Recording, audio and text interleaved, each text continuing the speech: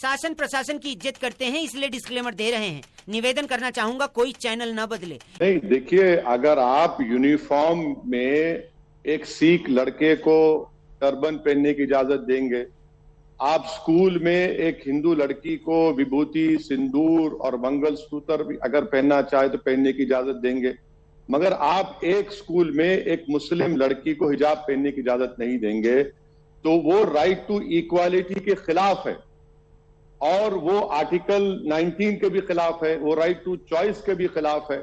हम ये कह रहे हैं कि जो भारत के कर्नाटका के स्कूलों में जो बच्चे जाते हैं स्कूल पढ़ने के लिए, अगर वो एक दूसरे रिलीजन की प्रैक्टिसेस को नहीं देखेंगे तो वो दुनिया का कैसा सामना करेंगे, वो कैसे भारत की इस डाइवर्सिटी को कैसे एक्सेप्ट करेंगे। बच्चे कल भारत का मुस्तकबिल है, इस देश को लेकर आगे जाएंगे। तो ये तो और जरूरी है कि उस स्कूल में वो सब रिलीजन को देखें, डिसएग्री जरूर करें मगर महसूस तो करें, जैसा कि मैंने अपने स्कूल में देखा था और आज भी हम देखते हैं। तो इसीलिए हम कह रहे हैं कि आप जब दूसरे रिलीजन के प्रैक्टिसेस को अलाउ कर रहे हैं तो आप इसको क्यों नहीं अलाउ करेंगे। जहां सवाल हिजाब एसेंशियल है या नहीं, मैं आपको बता रहा हूं कि ये कर्नाटका हाईकोर्ट का जजमेंट बिल्कुल गलत था। अब मिसाल के तौर पर कुरान की आयत है कि ला इकरा फिद्दीन, कि रिलीजन में जबरदस्ती नहीं है, वो रिलीजन एक्सेप्टेंस में है, हिजाब के मामले में नहीं है। हिजाब के मामले में सूरह अहज़ाब की आयत है और वो मुस्लिम लड़कियां उस कुरान की आयत को अल्लाह का कलाम समझकर उसको एक्सेप्ट कर रही है। बाज मुस्लिम लड़कियां नहीं पहनती, उनका राइट टू चॉइस है।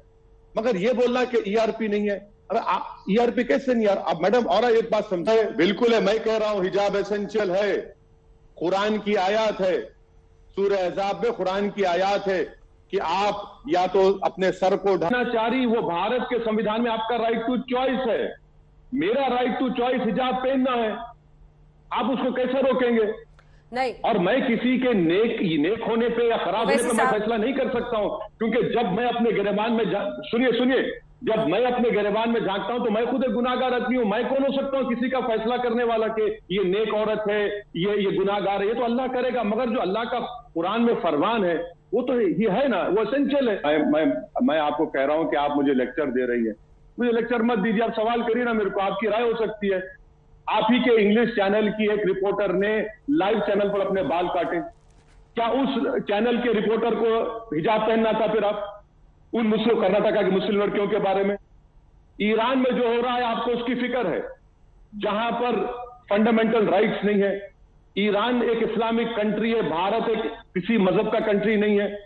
भारत को नहीं मानता, आप गलत कह रही हैं। आपको ईरान से मोहब्बत है, मुझे भारत से मोहब्बत है मैडम, मुझे भारत की आपको नहीं है, आपको मोहब्बत नहीं है, आपको सिर्फ उनसे मोहब्बत है जो आपकी तरह हिजाब नहीं पहनती है।